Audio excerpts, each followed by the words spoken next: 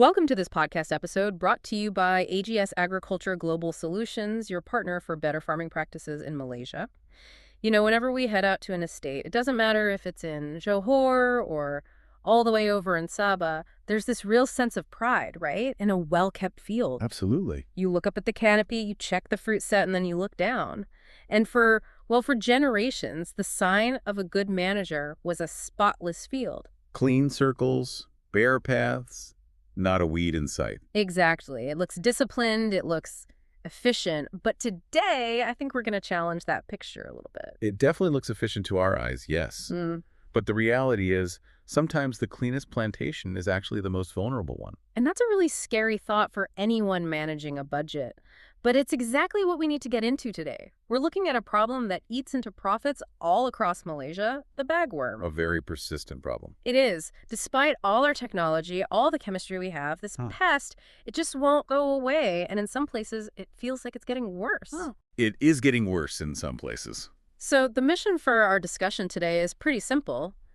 How do we turn the tide against this enemy without, just spraying more money away? And that's the perfect way to put it, spraying money away. Because if you're fighting bagworms the wrong way, that is literally what you're doing. Okay, so before we jump into the strategy, the plants, the right chemicals, all the how-to stuff, we really need to understand what we're up against. I think most planters know a bagworm when they see one, but we're not just talking about one single type of caterpillar here, are we? No, not at all. In the Malaysian context, you're usually dealing with, let's call it a gang of three. A gang of three, okay. You've got Pteroma pendula, you have Massina corbeti, and then there's the big one, the main problem, Matisa plana. So are they all sort of the same level of bad, or is one of them the real ringleader? They're all bad news, for sure, but Matisa plana is the one that should keep you up at night. It is by far the most voracious. Voracious how? Well, if you look at the data, a single Matisa plana larva, it consumes roughly 3 times as much leaf material as a Pteroma pendula larva. Wait, 3 times the damage from just one? 3 times. So an outbreak of Matisa isn't just an annoyance, it's an economic disaster waiting to happen. And you have to understand how they damage the tree. It's right there in the name bagworm. They build that little case they carry around. Exactly. And what do they build it out of? Your oil palm leaves. The research shows that about 30% of the leaf tissue they strip off the frond isn't even for food. No. It's just construction material. They're literally shredding your solar panels to build their houses. That's a painful way to think about it. So let me get this straight. 30% of the damage is for housing, and the other 70% is what they actually eat. That's right. And the impact on the tree is, well, it's simple physics, really. You lose leaf area, you lose photosynthesis. And if the tree can't photosynthesize properly, it can't generate the energy it needs to produce fresh fruit bunches. That yield drop, it will show up in your tonnage reports.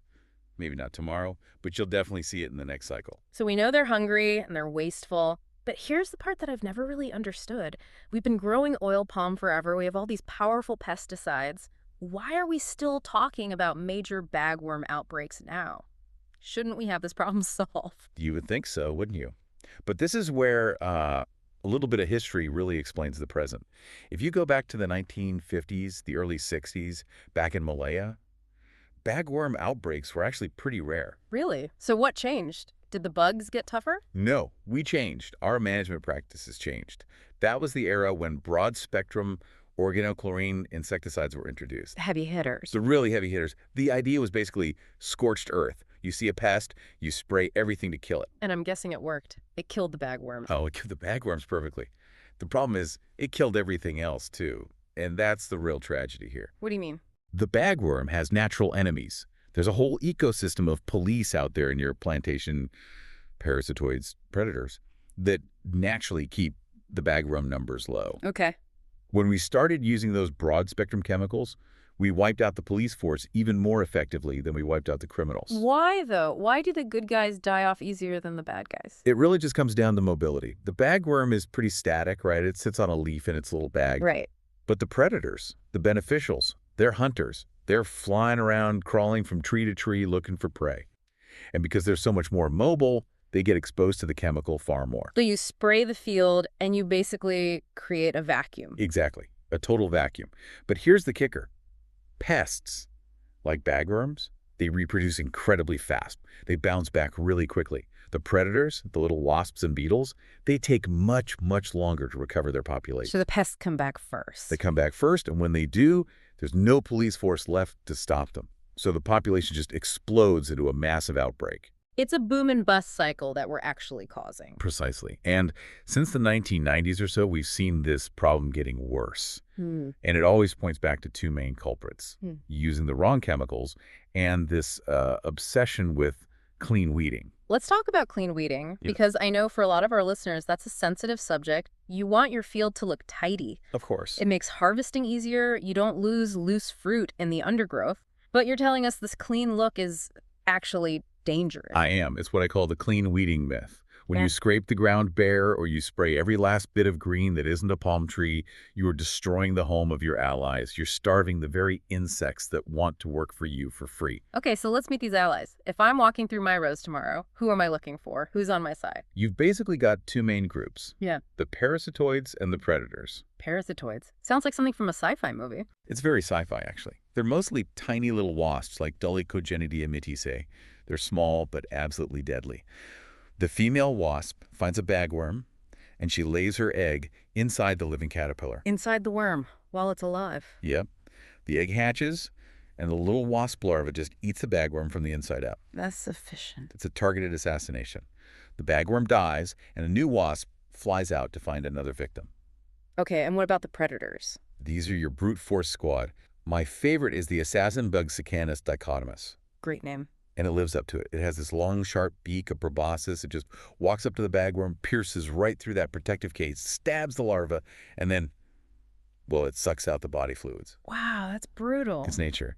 And then you also have a beetle, Calameris arcufer. Its larvae actually crawl right inside the bag and eat the bagworm. These things are incredibly effective. So in a balanced field, they're doing the pest control for you. They do it all for you. The bagworm population stays so low you don't even notice it. But, and this feels like the big but, they can't just survive on air. And this is the part I think surprises people. You'd think they just eat the pests. The larvae of the predators eat the pests, yes. But the adults, especially those little parasitic wasps, they need high energy fuel to fly around and find their next target. They need sugar. They need nectar. They need nectar. And your oil palm trees don't really provide that, not in a way they can use. So if you have a plantation that's just palm trees and bare dirt, Those adult wasps starve to death in a couple of days. They die before they can even lay their eggs. so we have a starvation problem on our hands. We do. And the research on this is just incredibly clear.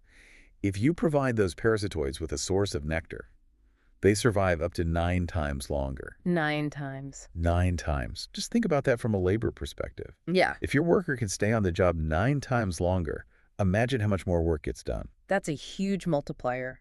9 times the opportunity to go out and kill a bagworm. It's a massive effect on your natural defense system. Okay, so this brings us to the first really big, actionable step for everyone listening. We need to feed the police force. We need to plant the right things. This is what we're calling the hotel strategy, right? Exactly. We need to establish beneficial plants.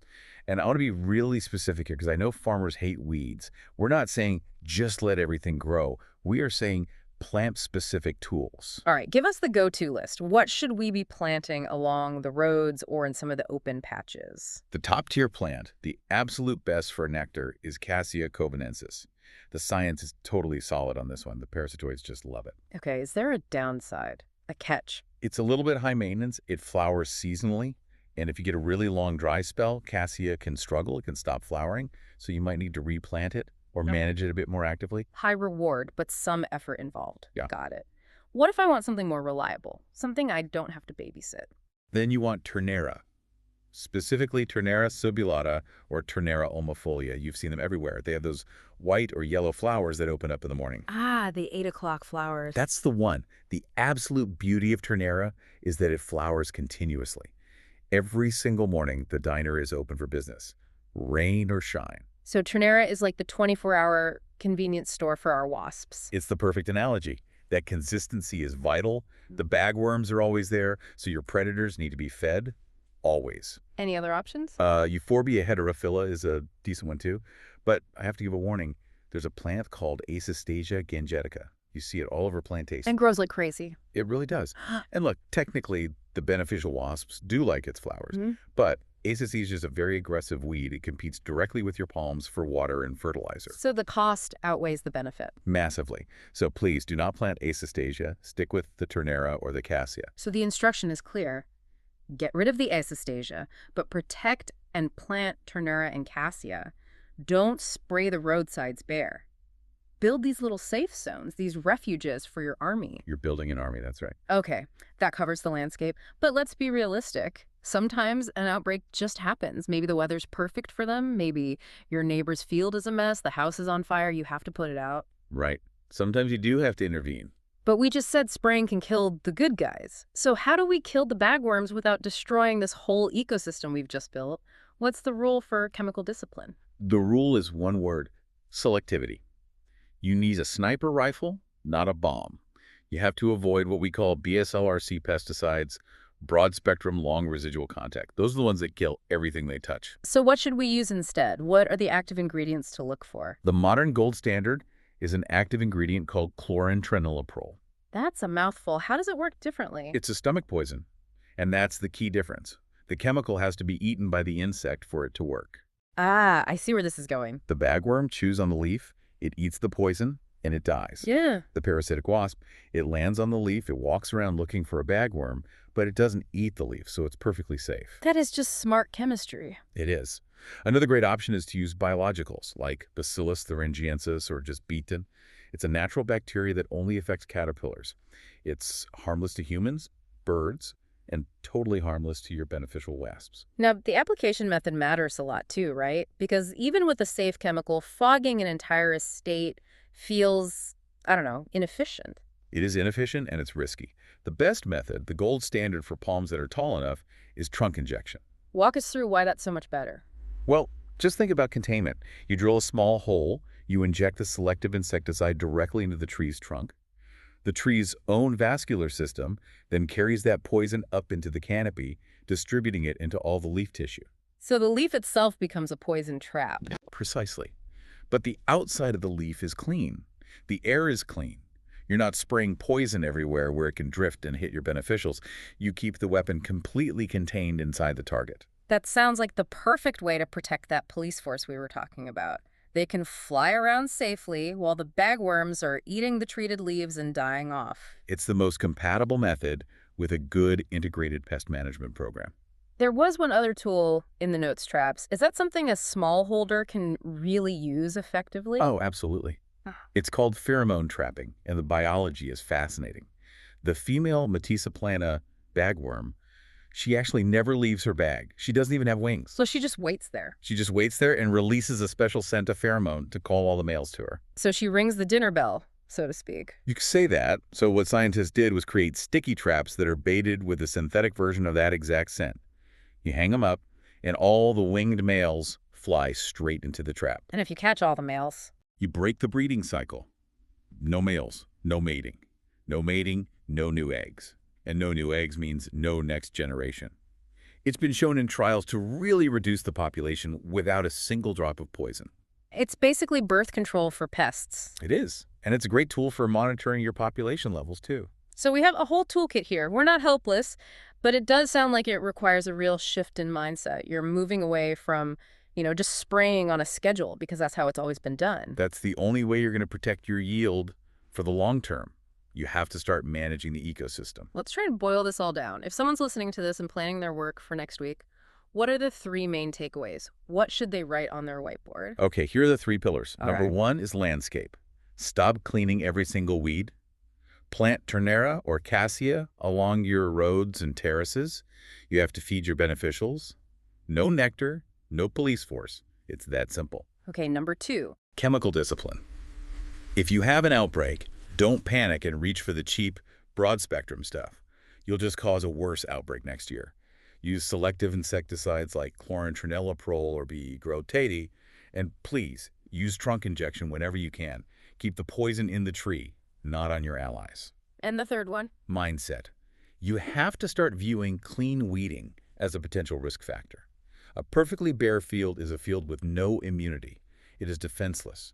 You want a functional landscape that is actually working for you. I really like how you put it earlier, just thinking about the economics of it all. Yes. Farming is a business. Every ringgit counts. So you have to ask yourself this question. Why are you spending money on chemicals to kill pests, Right. while at the same time you're spending money on weeding to kill the free labor, the predators that would have done the job for you? That is the question to end on. Are you firing your free employees and then paying expensive contractors to come in and do a worse job? That is exactly what's happening when you ignore the power of nature in your plantation.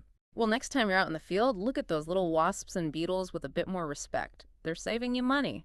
Just make sure you plant some Ternera to buy them lunch. Remember to visit our AI farming assistant at cropdrive.ai to learn more on how to increase your oil palm yields and incomes. Thanks for listening.